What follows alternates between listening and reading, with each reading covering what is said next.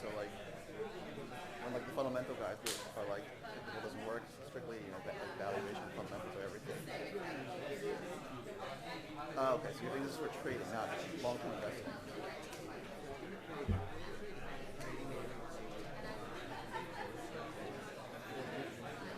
No, yeah, yeah. Okay, okay, because like all my fundamental friends, they're like, how do you buy a stock without looking at the financial statements? I'm like, it doesn't matter. Okay, so cool, thank you.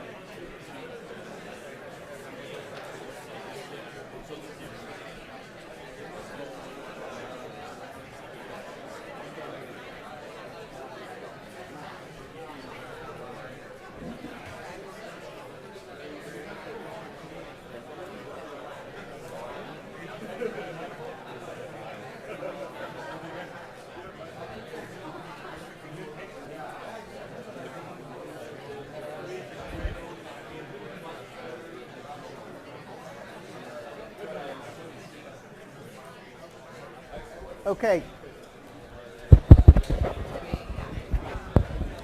I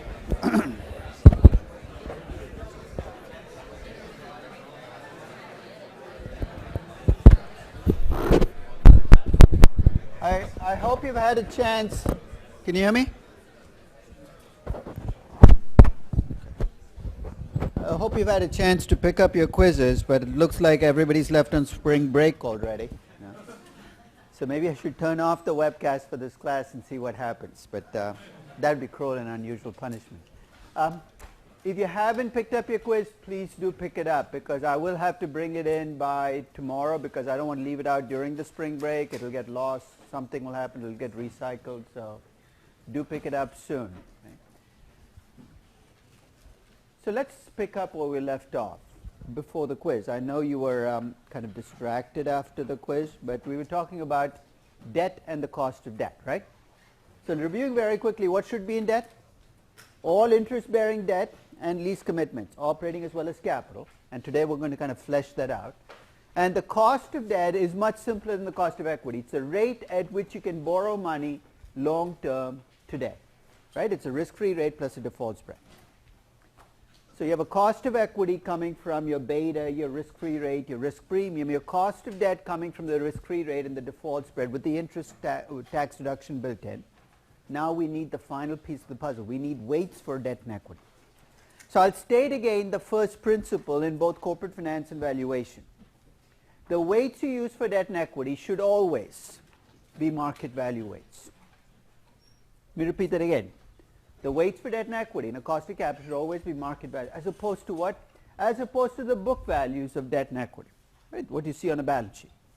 So what you want are market value weights. We'll talk about how to get to that market value, but that's the base principle. And it's one of the toughest principles I find to sell to CFOs. CFOs still are attached to using book values. And they give you all kinds of reasons, some stupider than others. But I'll go through the list of the things they throw at me as to why they want to stay with book value. First, remember, half of all CFOs started off as what? Accountants. And if you're an accountant and you spend all that time getting a CPA, that's a lot of money you've invested in getting the book value you don't want to let go. So I understand the psychological link you have. But here's the first rationale they give for why they stick with book values. They say book value is more reliable than market value. You know why? Because it doesn't change as much. Let's take the part of that statement that's true. Does book value change less than market value? Yeah, in fact, we know exactly how often it changes, right? When does book value change? Whenever your financial statements get redone. So if you do them quarterly, it does every quarter. There are some countries where it's done semi-annually, so it's only once every 6 months. Think of those countries where it's done once a year. Those must be really reliable book values, right? They change only once a year. That's an absurd rationale. And here's why. That's like saying a thermometer that stays stuck at 98.6 degrees is more reliable than one that kind of shoots around when you have a fever. The fact that book value doesn't change makes it less reliable, not more. So we can debate how much market value changes, but at least markets are trying. Accountants aren't even trying. So book value is not more reliable than market value. Second, they say, well, we're just accountants. We're being conservative. Remember, that's an old-fashioned accounting rule, is when in doubt, go with the lower number, go with the more... We're just being conservative. But let's take that claim apart. What are we using these weights for? To come up with a cost of capital, right? So let's review. You have a cost of equity that comes from a risk-free rate, a beta, and an equity risk premium. A cost of debt that comes from a risk-free rate and a default spread adjusted for the tax benefit. Thinking about any company, which of those two numbers should be higher and which should be lower? The cost of equity is going to be much higher. The cost of debt is going to be much lower. You think, so what? If you use book value weights for 90% of companies, you know what you're going to find? More debt, less equity, because book equity is lower than market equity for most companies. So when you use book value weights, you're going to weight debt more and equity less. Let's carry that to the next step. If I weight debt more and equity less, what's going to happen to my cost of capital? It's going to go down. If this is your definition of conservative, is to use a lower cost of capital than you should be using, I have a problem with your definition, because you're now going to be taking projects you shouldn't even be thinking about. The cost of capital for GE will be 2% lower using book value weights and market value weights. You're going to be taking projects you shouldn't even be sniffing because you used the wrong weights. And the third, and this is the final rationale, and they've run out of good reasons, say, well, but our accounting returns are all computed based on book value. Return on equity, return on invested capital. That's true. They're based on book value. But that doesn't mean your cost of equity and cost of capital, which is the cost of raising money in the market today, should also be computed on book value. What I'm trying to say is there's no good reason, not even a remotely good reason for using book value weights. So if anybody tries to hoodwink you by saying, let's use book value weights, push back. Ask them why. Because I'll wager that the reason they give you is going to be paper thin, and after you get past it, you can at least try talking about why market value weights will give you a much more reasonable number. I'll give you one other bonus you're going to get with market value weights. Can the market value of equity ever be negative?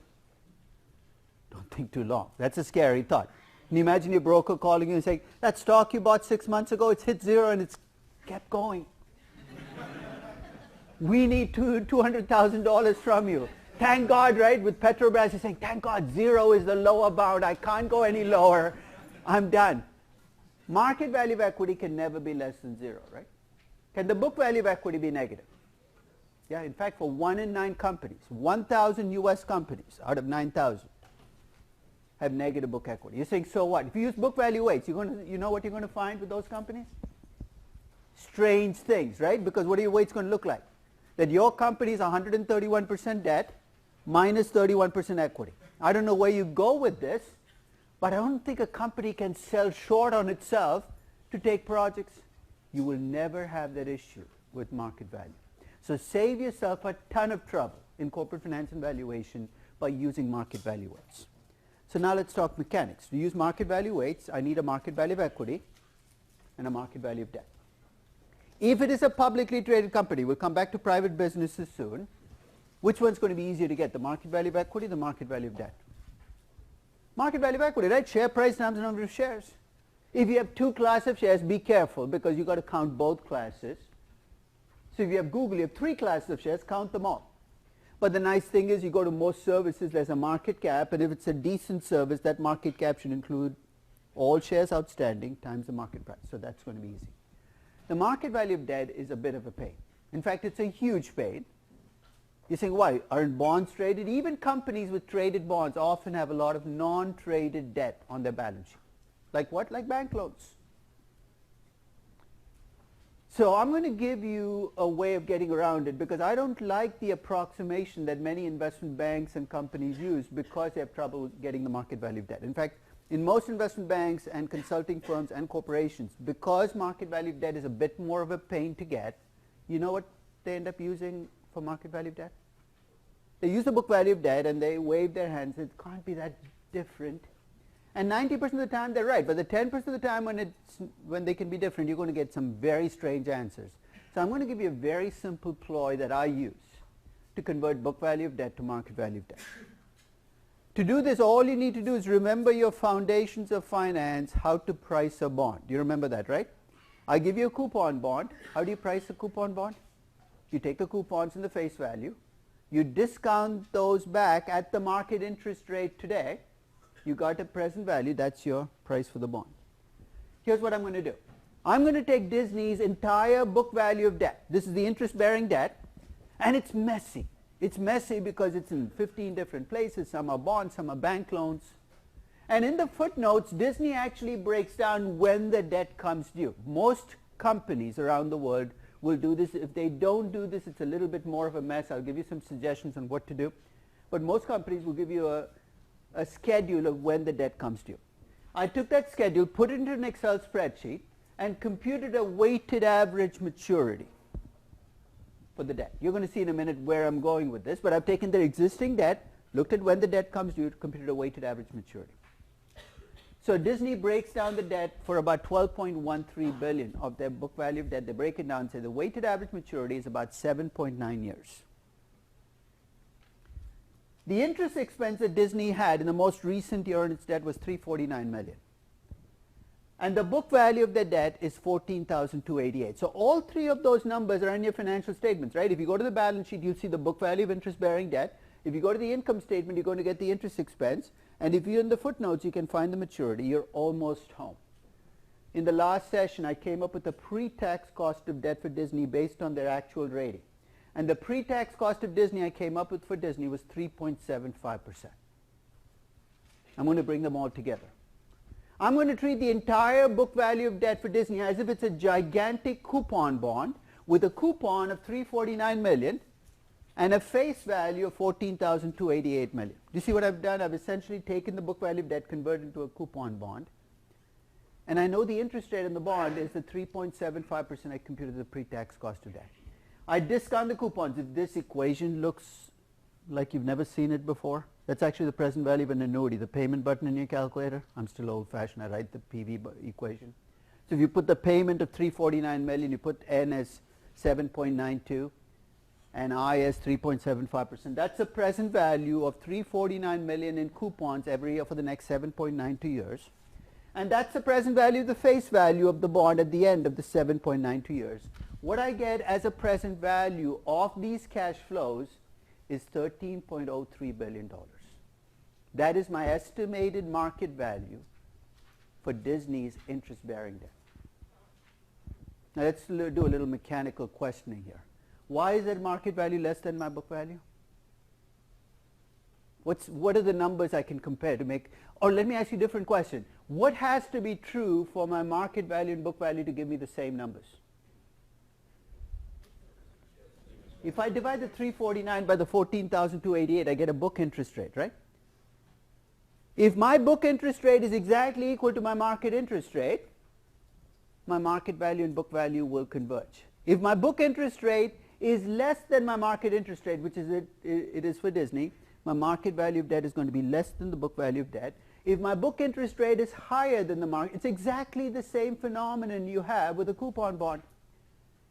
I told you about the 10% of the time when you're going to get into trouble using the book value of debt as a proxy for market value. When is that going to happen? At least with US companies, when do the book value and market value of debt start to converge a lot? What kinds of companies? When you get into distress, when you're in trouble, right? When you're a distressed company, what happens? Well, basically your market value of debt, how is it going to show up in my calculation? If you're a distressed company, where are you going to see that? My interest rate is not going to be 3.75, it's going to be 7, 8, 9%. And if you put in a 7, 8, or 9% interest rate there, guess what? The market value of debt will drop. It's a quick and dirty adjustment to convert book value to market value. There are some US companies where accountants estimate a fair value for the debt. If you trust accountants, and I'll leave that judgment to you, you're welcome to use that number. I would strongly suggest you don't trust accountants and you do it yourself, because this way you control the process and it's dynamic.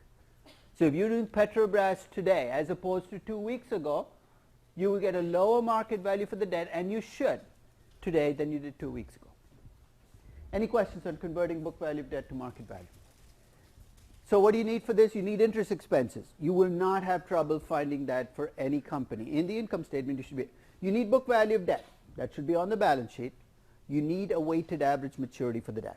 Incidentally, Disney doesn't break down. Notice their 14,288 million debt. They break down in their footnotes only 12,139 million. I don't even know what they do with the rest. It's kind of lost in the mix somewhere, but they do owe 14,288 million. So that's the one item that you might have to work for. Yes? The interest expense will include the loan, right? If you have a No. balance. No principal payments go into interest expense because that's not tax deductible. So if you go to an income statement, the interest expense is actually the interest expense. For the debt. For the debt. Yeah. So if there are principal repayments, they will not show up. Like revolving balance, if you have an interest expense from your revolving balance. That's fine, but that should be in your book debt too, right? So if you have revolving balances that you're using, that should also be in debt. You can't borrow money and not show it on your balance sheet. You can't make interest expense and not show it on your income statement. Or at least if you're not breaking the law, you shouldn't be able to do that. So one way or the other, it's there. I'm just using it to... I'll tell you the couple of scenarios we might run into trouble. There are some companies where you might not be able to find the maturity for the debt, in which case, go ahead and use the book value. You have no choice. There are other companies that might have borrowed a huge amount of money towards the end of the year. Do you see why the market value of debt is going to get thrown off there? What item is going to be affected? If you borrowed on December 15th, and maybe this was a variation of your question, if you borrowed money on December 15th, in your balance sheet you're going to see this big book debt, right? When you look at your income statement, what are you going to see? 15 days of interest expenses. So check to see that, and if you had a big debt issue, it should be somewhere in that balance sheet as well, or in the financial statements. Check to make sure that's not happening. If that's not happening, you're going to be home free. So that takes care of the interest-bearing debt, right? And if your company has leases that were treated as capital leases by the accountants, that should also be in this debt, so you're all covered. But now let's deal with that operating lease part, which accountants still consider to be operating expenses. Last session, I took away that fig leaf. You can't hide behind this is an operating expense. It's not. It's a financial expense. So I'm going to capitalize leases. Sounds like something incredibly fancy, right? But capitalizing leases is very simple. It's just like I compute the market value of debt. If you tell me what your lease commitments are for the next 5 years, the next 10, next 15, to capitalize it, all I need to do is take a present value of those lease commitments at your pre-tax cost of debt, just like that. And with US companies, and increasingly this is true globally, because IFRS also requires it, there's a footnote to the company which tells you what the lease commitments are for this company. These are not expected lease payments. These are contractual commitments that the company's already entered into right now.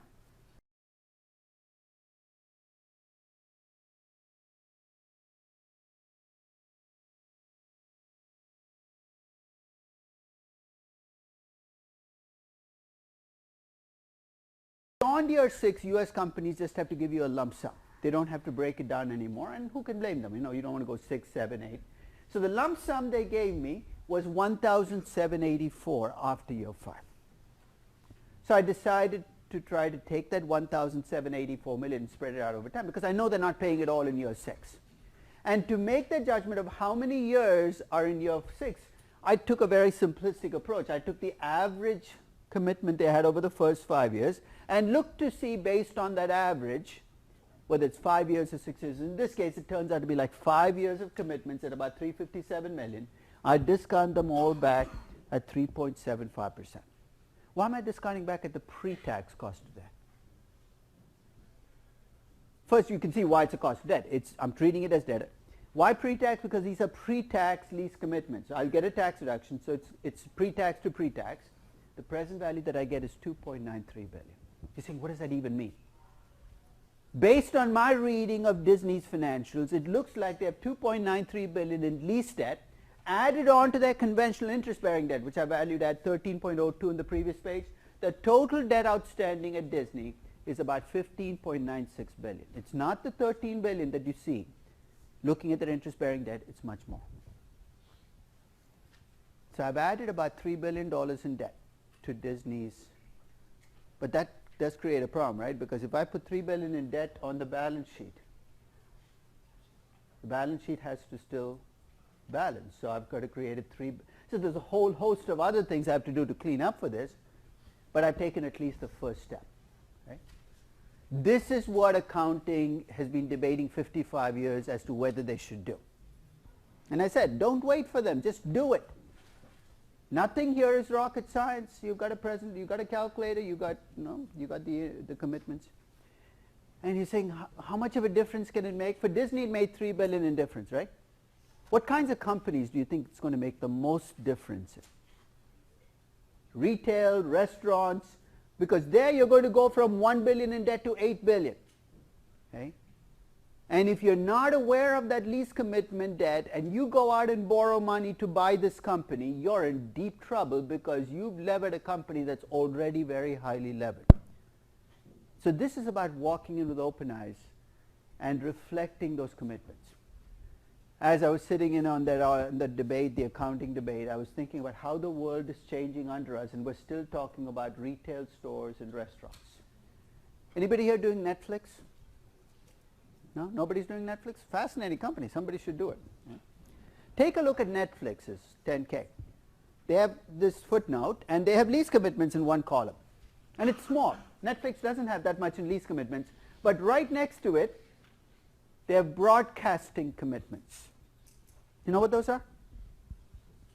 You watch Netflix, right? You watch all those movies. It's not like people just give the movies free to Netflix. They just show it to people, have fun with it, right? They've entered into broadcasting contracts with the companies that own the content, and these commitments are 5, 7, 10-year commitments, and they're huge. So if you look at Netflix's balance sheet, it doesn't look like they have much debt. But if you factor in the commitments they've entered into, they owe a lot more money than you think they do. Same thing's true for Amazon. Amazon has been under the radar in how much it's been borrowing because it's been such an active user of lease commitments under the surface. So you're going to be surprised at some of these businesses when you realize how much they owe but it's been hidden by the fact that it's been treated as a lease and treated as an operating expense. Yes? In that case, though, if the company did go bankrupt, do they still owe those commitments? Absolutely. And so they're going to be lined up. The fact that they might not be able to collect on what's owed. So these are contractual commitments. So if they've entered into a contract with Disney to pay $50 million for the next 4 years, and they don't pay, they are effectively in line. Now you can talk about where in the line. You might have to stand behind the secured bondholders, but you're a bondholder. You're the equivalent of a lender to the company. Now to show you how expansive this notion is, because what is it that's making lease commitments the equivalent of debt? You got to make them in good times, but you also have to make them in bad times, right? There's no flexibility. Any Yankee fans here? Jeez, New York City, 2 fans, probably more Red Sox fans than Yankee fans here. 2009, the new Yankee Stadium was built. I'm a Yankee fan, and I've been a Yankee fan for a while. So the new stadium was built. I decided to take my sons. I asked my daughter, but she said, are there going to be Dippin' Dots there? I said, Kendra, I don't know. She said, I don't want to come then. So I said, this is good. Dipping Dots are not why I want to pay that price today. So I took them for opening day in Yankee Stadium, 2009. Anybody ever been to the opening day for baseball? It's great. First, so it's a day game. So it's not like 7 o'clock you're falling asleep. So it's 1 o'clock, the Yankees all run onto the field. We bought tickets through StubHub in the bleachers, but still fun to be there. And as the Yankees ran onto the field, as a home field, you get to run on the field first. All I could think about was debt and equity. You're saying, that is so sick. Because here's what I saw running out. And let me pull up what I saw.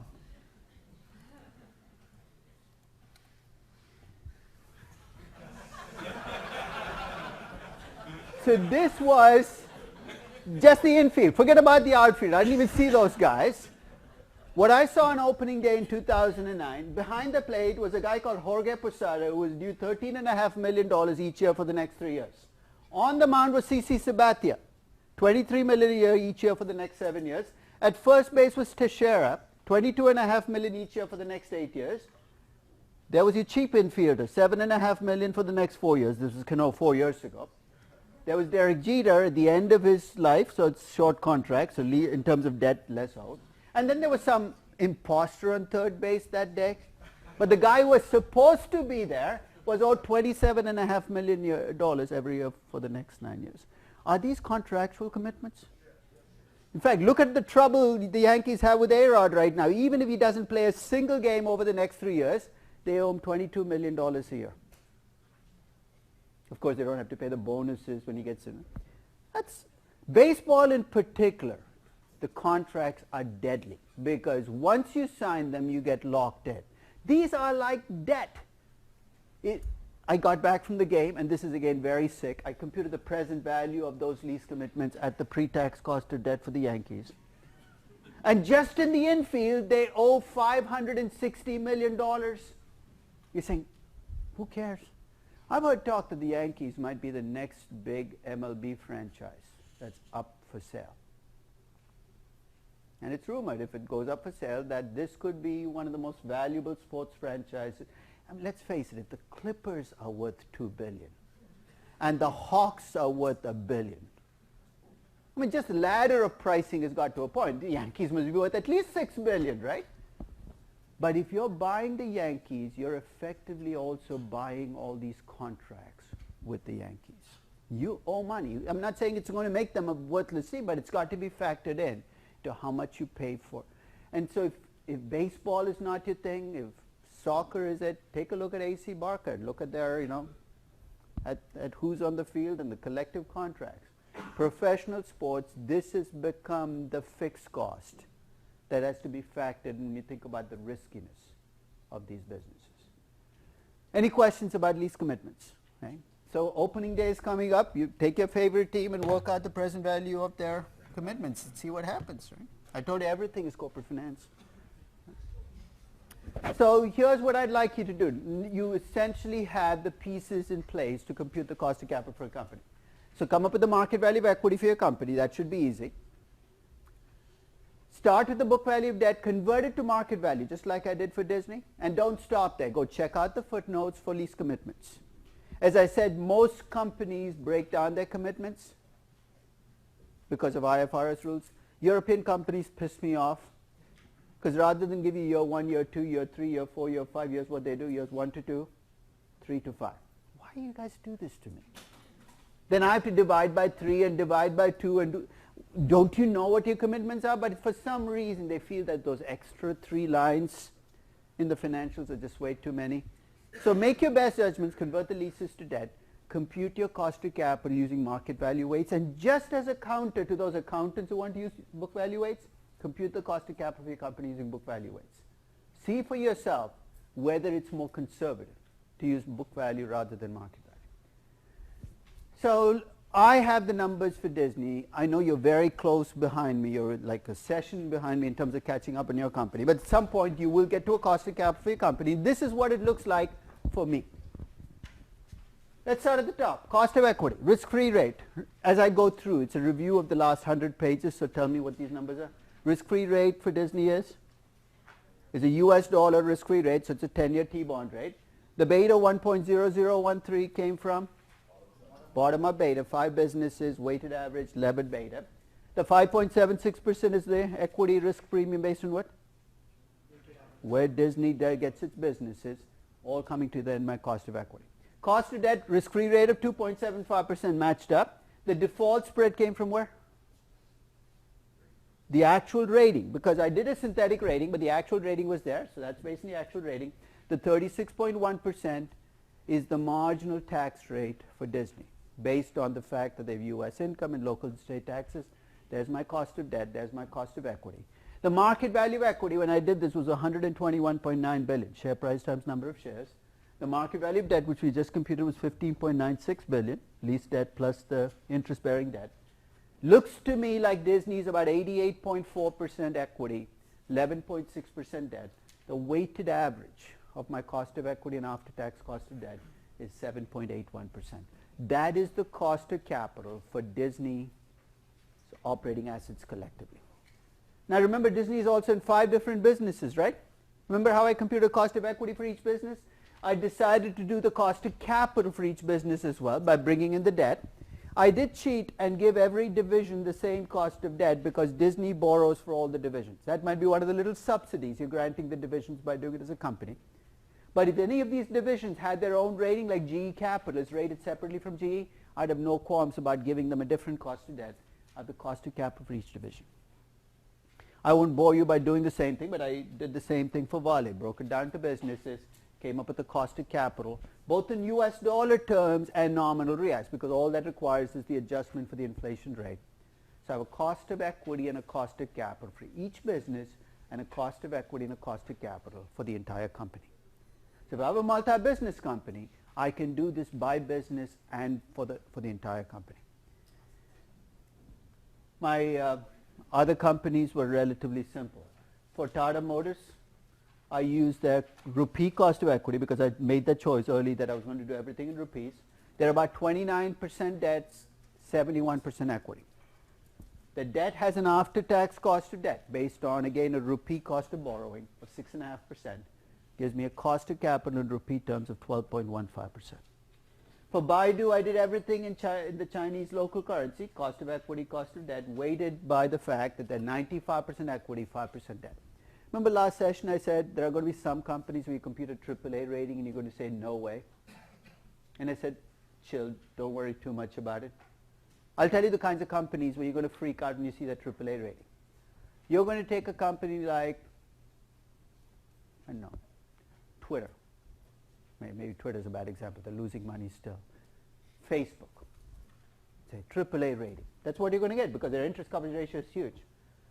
Before you freak out about that not being the right rating, what do I use the cost of debt to do? Multiply by the debt ratio for the company, right? The kinds of companies where that rating looks completely unrealistic will be the kinds of companies where the debt is so small that it's not worth the effort of finessing that rating.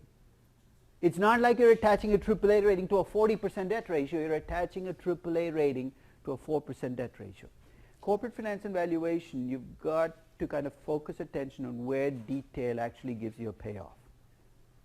getting a more precise rating is not going to give me a big payoff in companies like this, so I'm willing to kind of let it go. And finally, for Bookscape, I have a cost of equity, both on a market, remember how I computed a total beta for Bookscape based on the fact that the owner is not diversified? So I have a cost of capital both to a public company looking at Bookscape and the owner looking at the same company. And because she's not diversified, she has a much higher cost of capital. Now, what was all of this in pursuit of? A hurdle rate, right? A minimum acceptable hurdle rate. And now I've thoroughly confused the issue by having two different hurdle rates, cost of equity, cost of capital, business, company. So you have like dozens floating around. So which one do I use?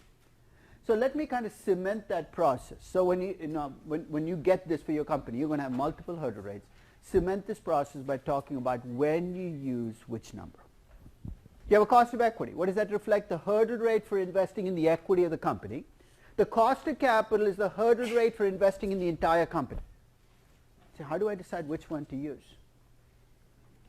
It's easy. You tell me what you're comparing it to. So let's say you're looking at earnings to equity investors, net income, return on equity, cash flows to equity investors. The hurdle rate you should use is your cost of equity. If you're looking at the returns on the entire business, return on invested capital, operating income, pre-debt earnings, the hurdle rate you should be using is the cost of capital. I know it sounds incredibly abstract. Next session, when we start talking about actual investments, you're going to see this come into play because I'm going to make you pick a hurdle rate for a project. And the way you do it is by looking at how I compute cash flows for the project or earnings for the project. Say, hey, you know what? Given how you computed that number, this is a hurdle rate that best fits. So I don't know, we're halfway through the class. We have one box nailed down. Don't worry, this is the place I'm not falling behind. This is where I always am in this class within 5 or 10 minutes of the session. So hurdle rate should reflect the riskiness of the investment. So remember that first day I put this box up and I said, for the moment, don't confront the question of how do I measure risk and how do I bring in the mix. But now I'm going to ask you the question. It should reflect the riskiness of the investment. So how do we measure risk? With equity, we measure it with the risk you cannot diversify away, and we capture it with a beta. With debt, we measure it with a default risk, and we capture it with a default spread. So that's how we bring riskiness into the numbers. And should reflect the mix of debt and equity used in the funding. How do we bring that in? To the hurdle rate. Through the weights that we use, right? 88% equity, 12% debt. So the hurdle rate should reflect both the risk of your investments and where you raise your money. Took us a while to get there. But we need that base to do the next part of the assessment. The second part of the investment principle is we want to measure returns. So I'm going to give away the theme song that's going to drive how we think about returns in finance. One comes from one of my favorite movies, Jerry Maguire. Anybody seen Jerry Maguire? Another project for the spring break. Right? And it's Cuba Gooding Jr., I think, who uses these words. He's an agent, he's a player, right? And they talk about a contract, and he says, show me the money. Notice what he didn't say. He didn't say, show me the accounting earnings.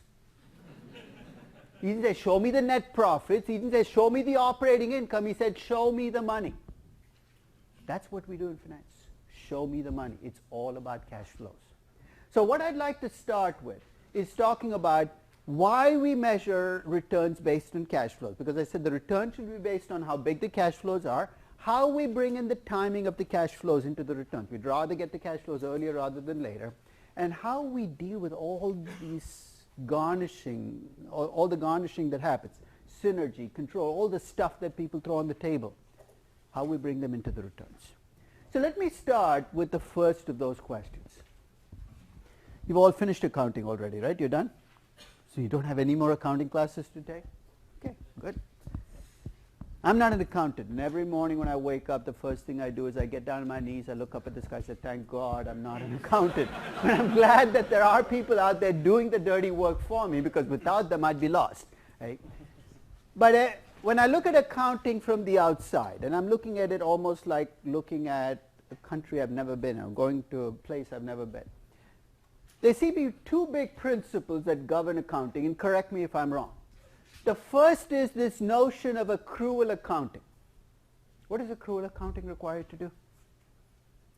record transactions as they happen, right? So if you sell something on December 31st, you have to show the revenues this year even though you haven't been paid for it, and then you have to collect the expenses associated with the revenues even though you might be using inventory from the previous year, not have paid suppliers for the next year. So accrual accounting is based on when transactions happen. You know what a much more honest way of doing accounting is? It's called checkbook accounting. Here's how you record revenues. You record revenues when you get paid, and you record expenses as you pay them. It's called cash accounting. You cannot use that for a corporation. You have to use accrual accounting. I can understand why accountants wanted to do that, but it does create a problem between earnings and cash flows. Second, accountants almost fixated on classifying expenses into boxes. In fact, in my first accounting class, the accounting professor came in with 3 big cardboard boxes. The days before you had big technical stuff. And he'd label them with handwriting. The first box, he said, was operating expenses. That was in big letters. Second said financial expenses. The third, he said, capital expenses. And he said in accounting we're religious about the way we classify expenses. I didn't know he was lying then, but I do know he's lying now. Because here's what he said goes into each box. He said operating expenses are for expenses designed to create a benefit only in the current year. So if I have labor and materials, that goes in the operating expense box. Financial expenses are expenses associated with the use of debt. So I put that there. And capital expenses are expenses that are designed to create benefits over many years. So that's accounting 101. That's the accounting first principle. We know that they're not always true to this because we just saw what they did with leases, right? An item that belongs in the financial expense box that magically has become an operating expense. And I won't go to the capital expense box, but you can take a peek in. If you're looking at a pharmaceutical company or a technology company, what's your biggest capital expense defined the way I did it? R&D. So we know that they miscategorized, but that's the big breakdown. And everything has its place, right? Operating expenses show up in the income statement right below revenues to get to operating income. Financial expenses show up below the operating income line to get from operating income to net income. What happens to capital expenses? In the year you make them, they don't show up in the income statement, but in the years after you amortize or depreciate them, they show up as an expense over the life of the investment. Very logical. It's those 2 big accounting principles that cause earnings and cash flows to diverge. Because I'll give you the magic to get from earnings to cash flows for any project, any company. It's 3 adjustments. It's always 3. You start with the accounting earnings. You want to get to cash flows. The first thing you should do is add back depreciation and amortization. Remind me again why? Because it's an accounting expense load, but nobody's ever written a check out to depreciation. If any of you are planning to do it, I can change my name. I'm pretty close to depreciation. And think of the billions I could collect. My name is depreciation. Can I take the 3 billion, please? So depreciation and amortization lowered your earnings, but you haven't spent it, so you add it back because it's a non-cash expense. So that's the first step. You subtract out capital expenditures. Why? Because when you bought the machine, you can't go to the guy and say, look, you know what, my accountant told me this wasn't an expense. I'm not planning to pay you. It's a cash flow. The fact that it's a capital expense doesn't mean you don't pay the money, so it's a cash outflow. So you subtract out capital expenditures. Which brings me to the third and final stop. Remember how I described accrual accounting? You sold something on December 31st. You had to show it as revenues this year, even though you haven't been paid yet. Let's take that even though you haven't been paid yet apart. How does it show up on your balance sheet, the fact that you haven't been paid yet? What do you show accounts receivable. And if you haven't paid anybody, you show it as accounts payable. If you took items that you bought the previous year, it shows up as inventory. Working capital is the residue of accrual accounting. If you did cash accounting, I don't care what your working capital looks like. So when I subtract out the change in working capital, what I'm doing is I'm converting my accrual earnings into cash earnings. So let's review. You start with earnings, you add back depreciation and amortization, you subtract out capex, you subtract change in working capital. You got cash flow. Let's pause there because I'm going to ask you some hypotheticals. Is it possible for a company to have billions of dollars in earnings and a negative cash flow? So what kind of company does it have to be? Well, give me those 3 items. It's got to be somewhere in those 3 items. One of those 3 items must be causing it, right? So what kind of company, what has to be true about those three items for my earnings, big positive earnings to become negative cash flows? Big capex, but remember, it's companies with a lot of big capex often also have big depreciation. So you want big capex and small depreciation, which often is when you're growing as a company, your capex is big. So you take a big mature capital intensive company, the big capex doesn't push up cash flows because it's offset. That's why EBITDA is one of the most dangerous things to focus on, because you're acting like all the DA is yours, when in fact that DA is going to leave out of the other door to go for capex. So big capex. So if you have a growth company, you can have negative cash flows and positive. Last year, Facebook made a lot of money, right? But we know it had a huge negative cash flow. You know why? What did it do early in the year? It bought WhatsApp for, at that time they said 19 billion. That's magically become 23 billion now. I don't need to do the math to know that the cash flow collectively for the company, even if they paid with stock, don't let that delusion get in the way. Because all you're doing when you're paying with stock is you're skipping a step, right? If you issued that stock to the market, took the cash and paid the cash, I just said it's a cash flow. I can't let you use barter systems to evade cash flows. So if you have a high growth company, you can have big positive earnings and negative cash flows. Can the reverse happen? Can you have negative earnings and big positive cash flows? This used to be the dream of every Asian and Latin American business person. Report a loss every year. Everybody thinks you're a loser. But what's the great thing about being a loser? You don't pay taxes.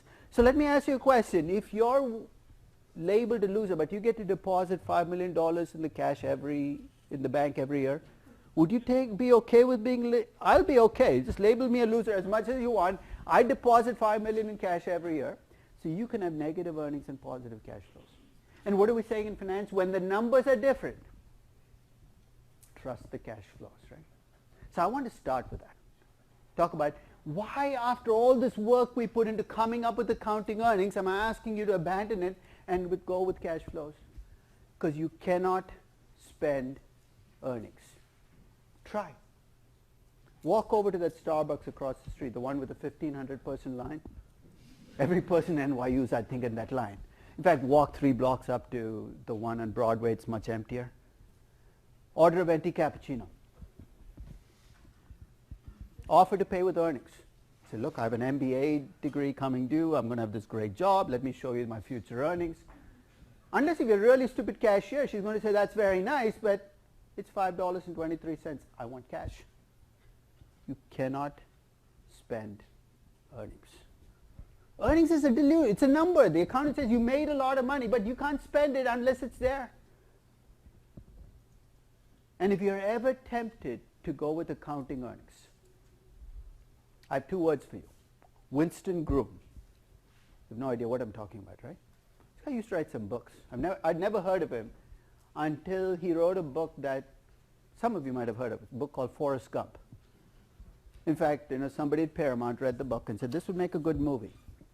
They approached Winston Groom and said, would you like us to make a movie out of one of your books? He's very flattered. Nobody's ever wanted to make a movie out of one of his books before. He says, of course. They show him a contract. He reads the contract. Looks pretty good. It entitles him to 5% of the accounting profits on this movie. Mistake number 1.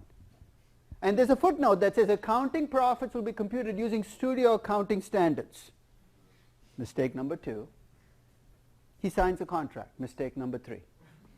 Movie gets made, not a mistake, right? Huge hit. Tom Hanks stars in it, becomes one of this big, one of the 10 highest grossing movies of all time, wins an Academy Award for something or the other.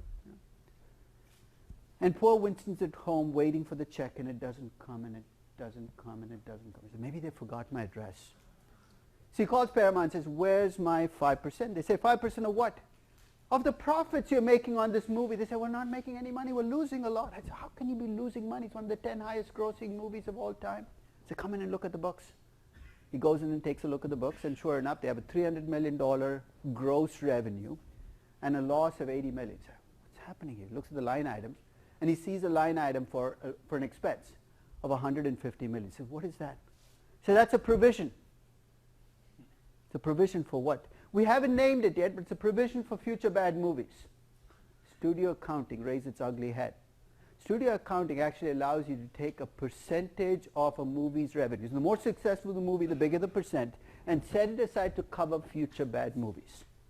Now, this might explain some really strange phenomena you've been observing, like those Eddie Murphy movies, do you see?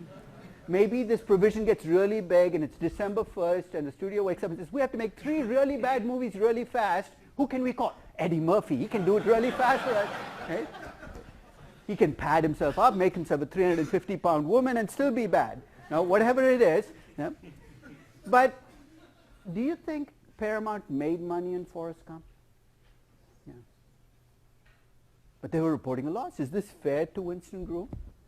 Depends on your definition of the word fair. In fact, he sued. Winston Groom sued. The case didn't last very long. The judge took a look and said, is this a contract you signed, Mr. Groom? He said, yes. So basically you put your fate in the hands of accountants. Is that true? I said, I guess so. Well, you got what you deserved. Right? That's what the contract said, accounting profits. Studio accounting said it. They followed the rule to the books. I'm reminded of this every 6 months when I get my royalty statement from my publisher. I have 3 different publishers. They all screw me over, so I can be non-discriminating on all of them. My contracts look incredibly good. How many of you bought the Applied Corporate Finance book? What a bunch of suckers. That's what's obscene. I refused to buy in fact, when I wanted to buy 10 copies, I called them and asked them how much it would be. And I said, no way am I paying that. It's obscenely overpriced, right? It's like $100 and something, $50 for a paperback. My contract tells me I get 15% of the net proceeds on that word. The accountant who invented the word net should be taken out, tarred, feathered, and hung up on something. 15%, you're paying $150. I should be making like $22.50 each time one of you goes to the bookstore or Amazon and gets that book, right? So every 6 months when I get my royalty statement, here's what I do. I take the total royalties, it'll give me a total amount, divide by the total number of books which they told me, and look to see how close to $22.50 I get. I have never made more than $1.50 a book.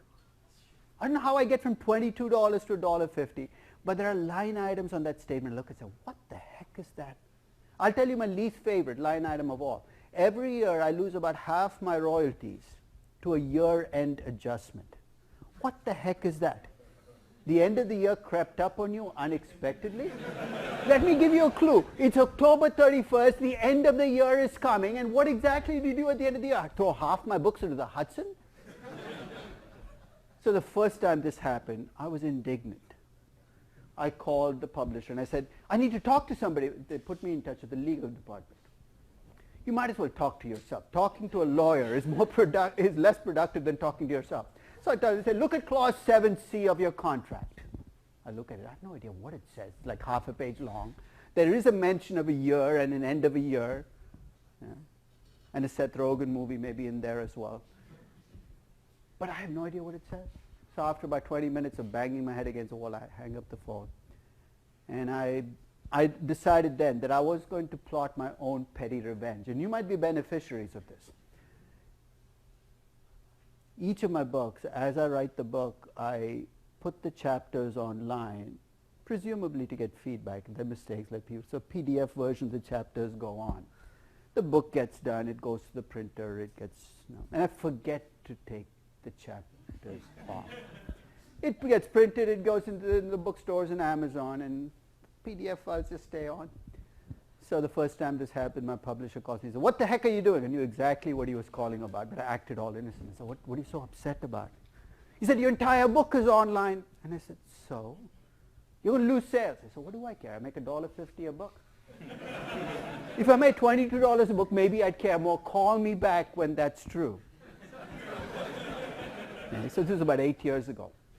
So I think 8 of my 10 books are online. I can't be too in your face about it, so I've got to kind of hide it behind things. Like one of my books is, I think, called the enchilada or something. It's like a Mexican menu. You click on it, the whole investment valuation book downloads. So my suggestion is you want to find the books and not pay for them, just keep clicking on my site. Click on things that seem like they're completely unrelated to books. Okay?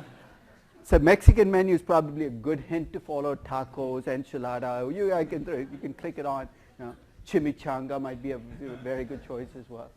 And there will be a book behind. So if you want to print the book off, go ahead. You're not ripping me off. You're ripping my publisher off, and I couldn't care less. Right? In fact, this was cemented to me when I was in, I think, in Hong Kong airport, stuck between flights. And I had like 4 hours before my flight, I went into the bookstore.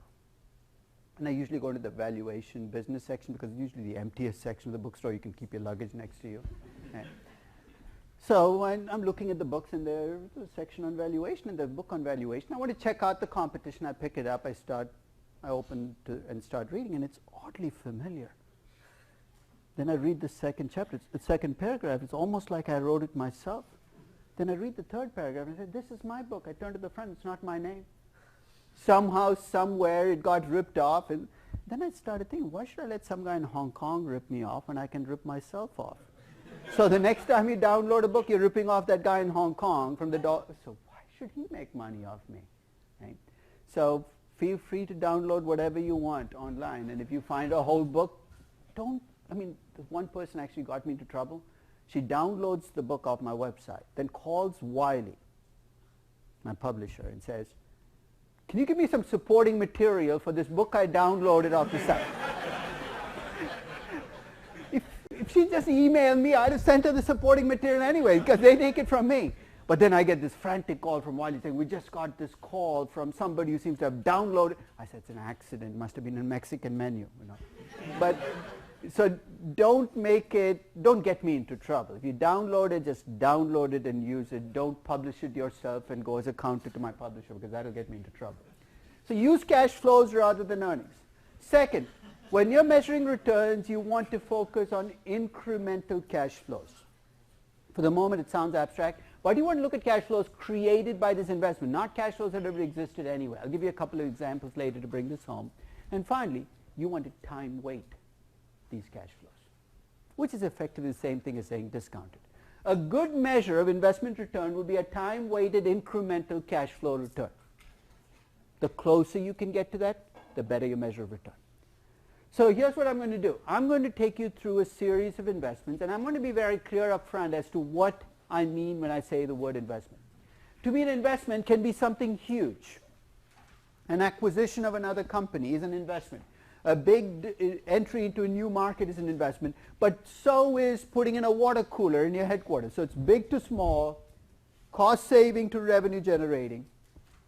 They're all investments. If you're using money to do something, it's an investment. So it's a very broad brush. And I want to bring in what we've talked about to look at all kinds of investments. So I'm going to look at 4 specific investments to illustrate my point. I'm going to start off with a theme park that I've concocted. So I don't have any advance notice of this happening. But I'm going to give you a couple of theme parks that Disney is planning to open in Brazil. I'm going to call it Rio Disney. I'm going to take you through the process of the number crunching, and I'm going to let you make the decision if you are running Disney as to whether you'd invest in this theme park.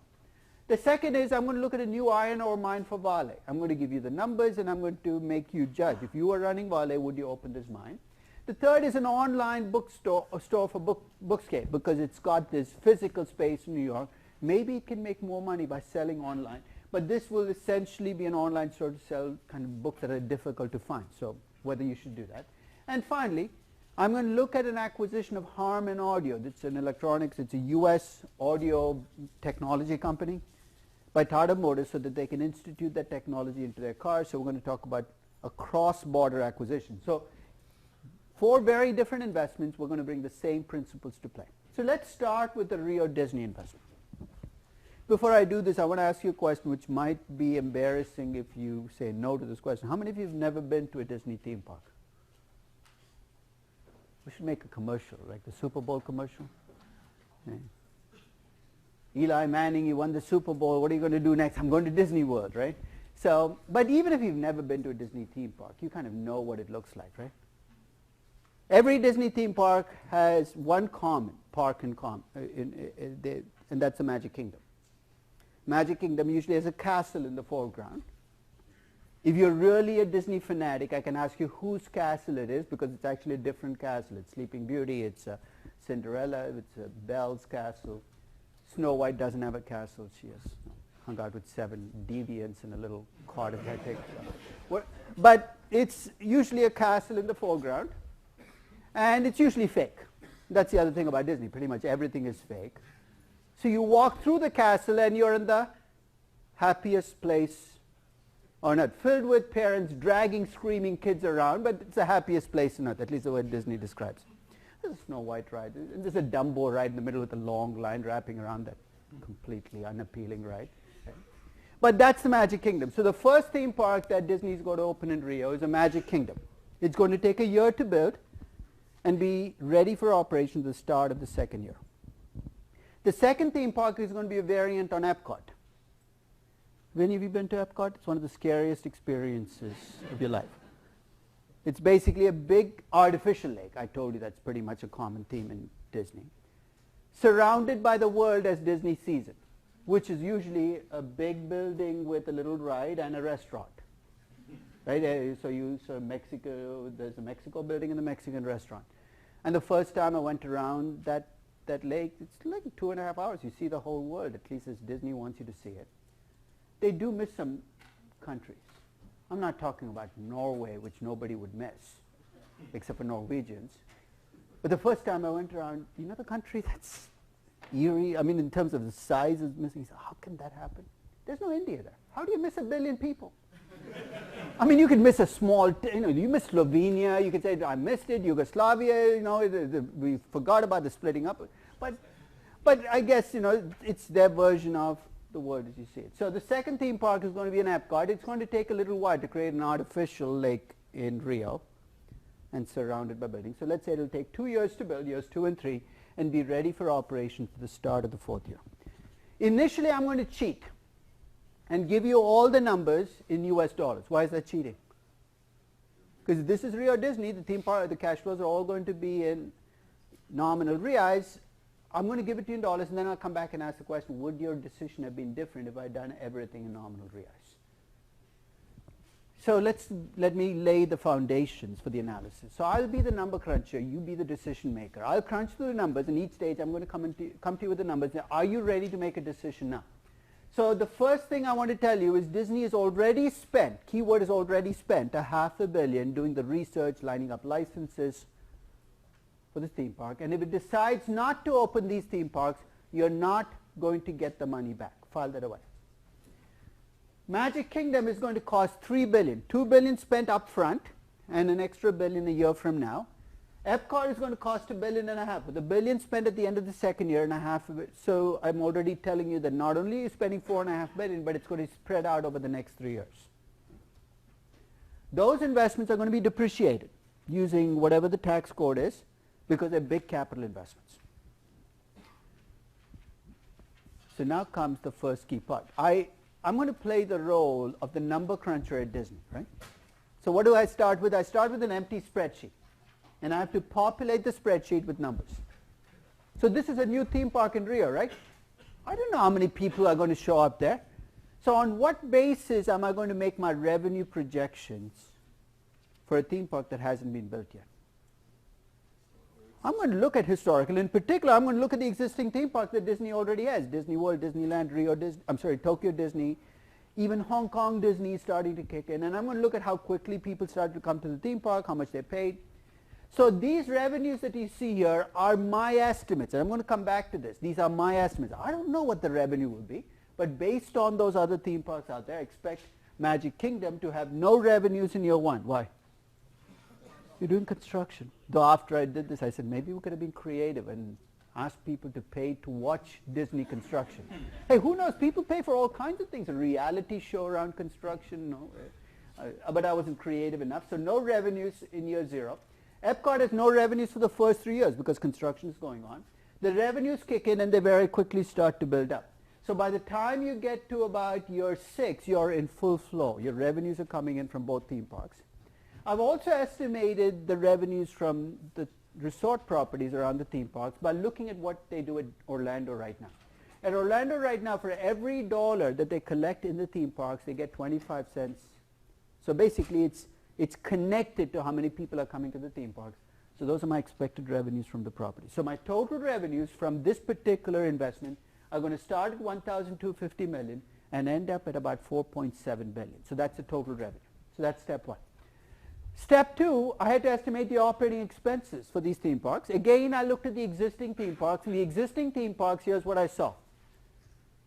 75% of the revenues they get at the theme parks goes back into the theme parks to maintain those theme parks. These are the employees, the cleaning, the maintenance cost. So this is the day-to-day maintenance. At the resort properties, 60% of the revenues go back into the properties. The remaining 40% they get to keep.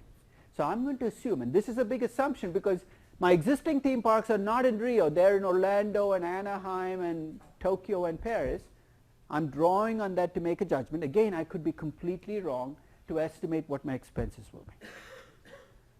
And then I come to my first accounting expense. You know what allocated G&A is? What's G&A? General and administrative costs, right? What the heck goes in there? How many of you worked at big companies before you came back to school? If you worked at a big company, there are entire sections of the company where you say, what the heck do those guys do? Whole floors where people come in, they seem to do something, and they leave, but you don't know what they do. That's G&A. That's G&A. G&A are expenses in search of revenues because these guys create expenses, but they create no revenues. This includes your CEO, right? How much revenue does the CEO create? Nothing directly. So that 25 million that you pay for a CEO has to go somewhere. So here's what accountants do. They collect the G&A and they go looking for revenues to attach it to. Oh, you have revenues? Take 25 million. No, I don't want it. No, it's not a choice. So allocated G&A is the accountant going crazy. And this theme park is going to have revenues, right? The accountant's eyes light up. You're going to have revenues? Good, good, good. I have some G&A to allocate to you. And that G&A allocation is going to be based on your revenues, but here's a little secret I also want to tell you about the G&A expense. It is going to include some of Bob Iger's salary being allocated to the Rio theme park, but if you don't take the theme park, he's not going to take a pay cut. You know what's going to happen to these expenses? They're going to go somewhere else in the company. File that away. 2/3 of this allocated G&A have nothing to do with this investment. 1/3 you can say, I've hired an extra accountant, I had to do this. So 1/3 of these G&A expenses are related to the project, 2/3 are fixed. Again, for the moment, you say, who cares? They're all expenses. But that's something I want you to file away as well. As for the depreciation, 25, 30, maybe more, even longer than that. 40 years ago, if you're a U.S. company making a capital investment, you had all these choices with depreciation, straight line, sum of the year digits. And accounting classes, you'd spend 5 sessions on different depreciation methods. Those days are history. Today, if you have an investment, for the most part, you go to the tax schedule, and it tells you what percentage. First, you classify the investment, it says what percentage will get written off each year. That's to prevent companies from playing too many games. So based on the kind of investment that this is how much the depreciation is going to be as a percentage of book value each year. So I could have used straight line, but that's not my choice anymore. The tax code is essentially what drives the depreciation. There's my tax code depreciation. So the depreciation reflects what I'm writing off, right? That's an accounting depreciation, but why do accountants depreciate assets? What is the original economic rationale? Because assets start to age and they lose value, right? Now, if I want to keep running this theme park, though, forever or for a really long time, forget about the accounting depreciation. I can't keep letting these assets run down. I have to replace rides that stop working. And you've been to Disney, right? Usually there's 1 or 2 rides every time you go that are shut off under renovation. So I'm going to call that maintenance capex. Not maintenance, but maintenance capex. This is replacement of assets that you're doing because you want this theme park to keep going. And that starts low. Why? Because in the second year, these are still pretty new. But as the theme park ages, and you can tell what kinds of businesses don't set aside this because they start to look really old really fast. Because you need to set this aside up front to have the cash available to cover that need. And here are my final assumptions. Disney will have to maintain some non-cash working capital, primarily in the form of inventory at the theme parks and resort properties, netted against accounts payable of 5% of revenues. Notice how I'm tying as much as I can to revenues. Why am I doing that? What did I say about the revenues? These are all estimates, right? Which means that I could come back and revisit them. Here's my suggestion. I'm not a financial modeling person, but I see some really bad financial models cross my desk. If you want to do good financial modeling, when you change a number, you want to make sure that everything ripples through. That when I change revenues, that everything else doesn't stay fixed as is, that the rest is flexible to reflect my changing views on revenues. That's why I'm tying as much as I can to revenues. And the income from the investment will be taxed at a 38% marginal tax rate. So let's talk about the numbers. Right? So here's what I want to start with. I want to start like an accountant.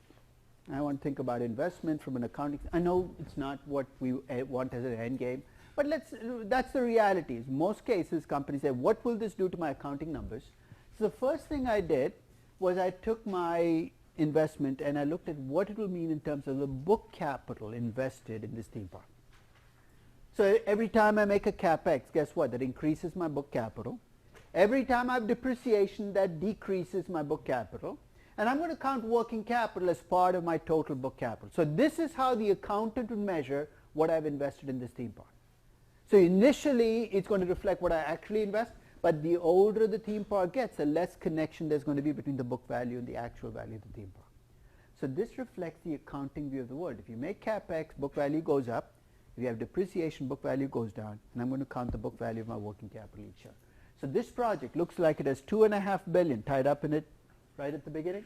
By the time you get to year 10, because I'm putting in that capital maintenance, and that's the critical part. If I did not put in that capital maintenance, the book value will decrease over time.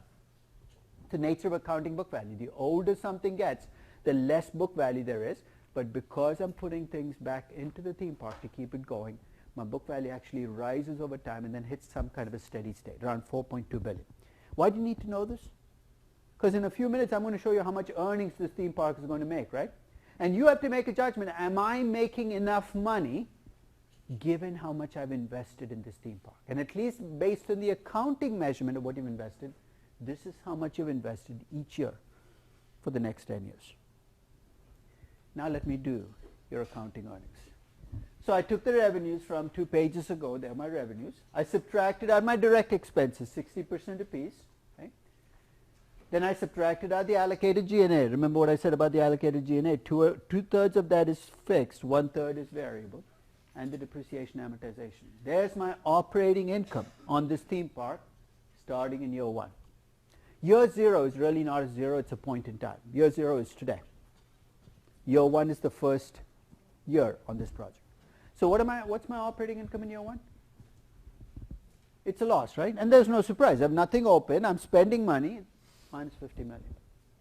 But then I do something strange. I have a negative tax on it. Actually, I think the tax rate I used was the 36.1%. So I have a negative tax. What exactly am I doing in year 1? When you have a loss, what are the 2 things you can do as a company? Carry it forward, or write it off against other income if you have it now. If you have a choice, which would you rather do? Take it now. Don't even think about it. You rather get the, unless you expect tax rates to jump in the next 3 years, you want to take it off now? Does Disney have a lot of other income it can? Sure. It's making billions on its other projects. If they're losing money on this one, I am going to take that loss and offset it against income elsewhere. I save 18 million in taxes because of it. And what that's effectively doing is lowering my after-tax loss, because for the 50 million losses, I get an $18 million tax saving. If this were a standalone project, I could not do this. I'd show a 0 tax in year 1. I'd show a 0 tax in year 2. I'd have to carry the losses forward and cover them against income in years 4 or 5 or 6. So be very clear about why I'm doing what I'm doing. It's because Disney has other projects with income, and I'm getting the tax saving immediately. So there's my operating income after taxes. The project starts off losing money, and as it picks up, it makes a fair amount of money, almost 420 billion. Remember, you're the decision maker. I'm the number cruncher. I show this table to you. So would you take this project? Why? That's a very low standard to meet, right? I mean, that's the accounting break even. That's the problem with accounting break even. You make money, that's good. But if I spend 50 billion and make $1, that's an absurd example. I am making money, but am I really making money? I mean, this is not some metaphysical question, but I'm not, right? Because I could take the 50 billion and put it in T-bills and make more than $1. Yeah. Well, we're not at the cash flow stage. We're still dealing with accounting earnings rather than cash flows. But did I give you an accounting measure of what was invested in these theme parks? I gave you the accounting book value, right? What if I could bring the two together? What if I took the accounting earnings that I have and divided by the book value of capital that I estimated a few pages ago? Remember, I computed. In other words, I'm staying in the accountant's world, but I'm taking the earnings and scaling it to the book value. And when I do that, I come up with what's called the return on capital or return on invested capital on this theme park. I know it's an accounting return. It doesn't capture cash flows. But let's stay within the accounting world. I've converted the dollar value of earnings into a measure.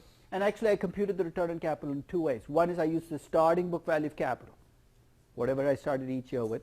The second was I used the average. It really doesn't make much of a difference because my overall return on capital on this theme park is about 4.2%. Now we have something a little more substantial to go with. Stay with me. I know it's an accounting return. You don't trust it. But to the degree that that number is the return you're making on this theme park, you've got to compare it to something to make a judgment on whether you could borrow at 3.75%, but in fact, you can borrow it less than that, right? Because after tax, only 2.4%. But if you use that logic, you're going to get in a lot of really bad places. So, in fact, let me ask you a question. I'll make it more specific. You want to compare this to something. Here are your choices. As I go through each choice, you tell me whether this is the number you'd compare the 4.2% to make a decision. And even put the 2.4% choice, but you can add it to that choice. I can compare to the risk-free rate. Why shouldn't I? Why are you being so greedy? You're not being greedy, right? If it's risk-free, then you demand to, but it's a risky investment. If you settle for just 2.75%, sooner or later it's going to blow up in your face. So cross that out. That's really not the choice because it's not risk-free. Now come the tougher choices. Remember those hurdle rates I computed for Disney, all those different numbers? First, let me ask you, should I be comparing the number that I came up with, the 4.2%, to a cost of equity or a cost of capital? You guys are very quick jumping on the cost of capital. Why? How did I compute the return on capital? I took operating income, a before interest expense income, and I divided by book value of capital, right? You know how I could have done it differently? I could have computed the net income on this project and divided by the book value of equity on this project. I'd have got a return on equity, in which case I'd have compared it to the cost of equity. The way you compute your returns tell me what the hurdle rate I should be using is. So I'm going to compare to the cost of capital. Now let me ask you the final question. Cost of capital for Disney as a company, which is 7.81%, or the cost of capital for Disney theme parks? This is exactly like the Lone Ranger 2 example we did in class, right? The hurdle rate for a project should reflect the risk of the project. Now I know even with the 6.61% you're ready to reject it, but there's one small catch in here, and let's see if you could. That's the one thing that is a little worrisome here. The 6.61% cost of capital I have for Disney theme parks reflect primarily their investments in 4 theme parks. Disneyland, Disney World, Euro Disney, Tokyo Disney, because Hong Kong Disney is still a very small piece of the puzzle. See where I'm going to go next? All 4 are in developed markets. This is a Rio theme park. And that's going to be my next question. Should I be adding a premium to the 6.61% to reflect the fact that this theme park is going to be put into Rio? In fact, let's look at the 2 additional risks you face as Disney when you open a theme park outside the US. First is, of course, exchange rate risk. That's going to be true whether you open the theme park in Frankfurt or Rio. The second is political risk. I'll take the risk that doesn't bother me if I'm Disney. I really don't care about exchange rate risk. That sounds like an absurd thing to say. But remember the top 17 investors in Disney? Fidelity, State Street, Barclays, BlackRock. They can take care of themselves. In fact, they have investments where a stronger dollar will hurt them and help them. Let them deal with it. I'm going to let it pass through. Political risk, though, is an entirely different process. This is the 4th edition of my book. In the first 2 editions of this book, the theme park was in Bangkok, Thailand. And then Disney screwed me over. They opened a theme park in Hong Kong. I don't know what they were thinking. Because I could no longer keep my theme park in Bangkok, so I had to move continents. I'm just praying and hoping they don't open a Disney Sao Paulo, because then I'll have to go to Disney Johannesburg, I guess, because I'm not going to Australia. There aren't enough people there. Right? But I had to keep moving continents to get away from them. But Bangkok was actually a great example of political risk. And in fact, I think it was 2007 or 2008, while I was teaching this class, there was a UN meeting happening in New York, and the Thai Prime Minister came over for the meeting, like heads of state usually do. And a small problem, while he was here, there was a coup back in Thailand, and he couldn't go back. So let me pose a riddle to you. If the Prime Minister of a country leaves the country and is not able to go back into the country, and you are a company invested in that country, would you be a little worried about getting your cash out of the country? I think so. That's political risk. Political risk is not this little thing at the edges. It could be central to your investment. And that political risk worries me when I look at Brazil. And I can't just let it worry me, right? I've got to bring it into my hurdle rate. Is there a way I can do that? When we talked about country risk premiums, what do? We took the default spread for the country and we scaled it up for the additional risk. If you're getting flashbacks to the quiz, there's a reason for that. Problem 2 was exactly about this. And we scaled it up. So here's all I did to adjust my cost of capital. I kept everything still in US dollars, so my risk-free rate doesn't change. The beta doesn't change either. It's still a theme park investment. The only number that I have to adjust is, instead of using the US equity risk premium, I use the US premium plus the Brazilian country. That's all I needed to do. That I added on to my risk premium. That pushes up my cost of equity and my cost of capital. So rather than using 6.61% as my hurdle rate, I'm going to use an 8.5% hurdle rate. The extra 1.9% is in there to capture the additional country risk I face investing in Brazil. Yeah, I would do that. The country risk doesn't disappear no matter what currency you use, because the real, all I bring in is a difference in inflation, right? I'm not going to. The only difference between the dollar and the real discount rate will be an inflation difference. There will be no country risk difference. So when we do the real, you're going to see that the only risk you do when you switch currencies is inflation differences. Now, you're ready to make the decision. What was the return we got on this? 4.2%, right? So now I've told you the hurdle rate should be 8.5%. This looks like a no-brainer, right? What does it say? Don't take the investment. Let me play devil's advocate, though. That 4.2% was based on my estimates of returns for the next 10 years. Why did I stop after year 10? Do you see where this question is going? If you go back and look at the returns, they seem to be climbing, and in fact I've stopped in year 10, and if I kept going to year 15, that's always going to be the case. You know why I stopped in year 10? Because I got tired.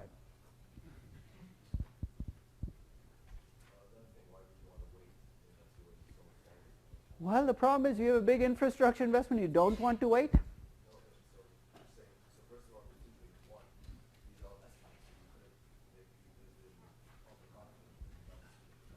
And that's not going to change when you go to year 11. Trust me, your estimation doesn't get more precise as you go through time, or less precise. There's uncertainty around it. Yeah.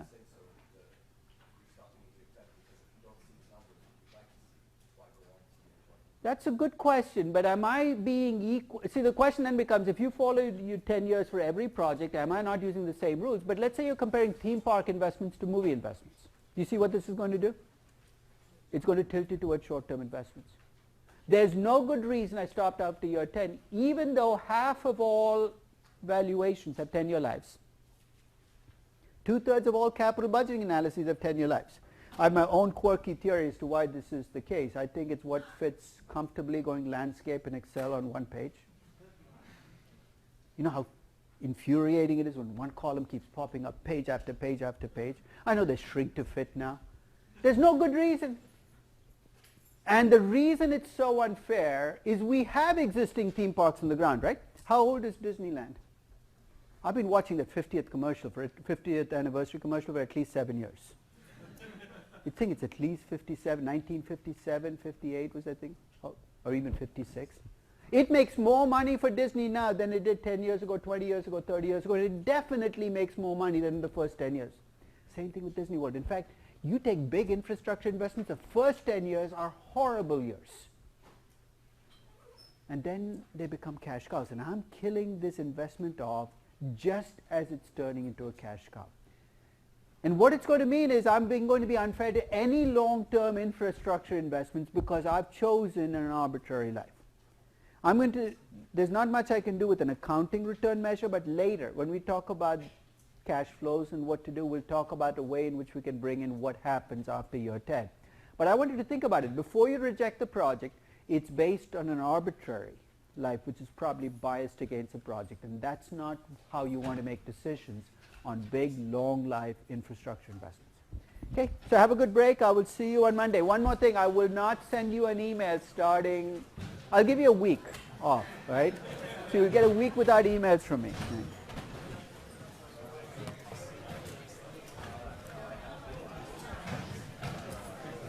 Your email this morning about my return. Yeah. Yeah, I mean that was just a very far. It's making the outlier. Yeah. But if you put the returns in reality, Yep. doesn't that take care of your risk because you're then taking the expense? No, because basically everything will get scaled up. Because if you switching currencies can't make my country risk go up. In fact, people often, when they go to US dollars, act like the country risk goes away. If it were that easy, I'd switch everything to US dollars, right? So country risk is country risk. So I think of currency as just a measurement device. If I have a risky project in Nigeria, it stays risky whether I do it in Naira, in dollars, in euros, or any other currency. So my country risk has to be in my discount rate, whatever currency. The currency matters because it has different inflation components. So if I have a high inflation currency, I'll have high cash flow growth and a high discount rate. So when I do everything in real, which I will do for this project, the cash flows will be higher, the growth will be higher, the discount rate will be higher, but the value will be Inflation have some component of country risk. the uncertainty about inflation does, but it will show up in both. Because if there is uncertainty about inflation, guess what? Even if you do it in dollars, it will mean that the exchange rates are much more volatile and the numbers you actually get will be more volatile. It will be captured in the country risk component. Yeah. Oh, yeah. My name's Eric. Hi, Eric. Yeah. Class. I'm so sorry.